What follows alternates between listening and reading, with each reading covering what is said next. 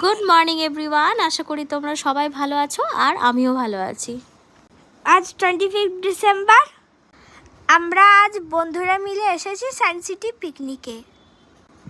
এটা ঠিক পিকনিক বলবো কি না জানি না, তবে একসঙ্গে সবাই মিলে সময় কাটানো, একসাথে খাওয়া, খেলা করা, সাথে মায়েদের অনবরত বকবক ছিল আমাদের পিকনিকে। আমাদের লাঞ্চের মেনুতে ছিল ফ্রাইড রাইস, চিলি চিকেন, মিষ্টি যেটা হলো রসগোল্লা, মধ্যে একরকম কফি ছিল এবং কেকও ছিল। লাঞ্চ করার পর আমরা বন্ধুরা মিলে জমিয়ে খেলা করলাম। এখন চলে এসেছি টাইম মেশিনে। এসে দেখি ওরে বাবা লম্বা লাইন।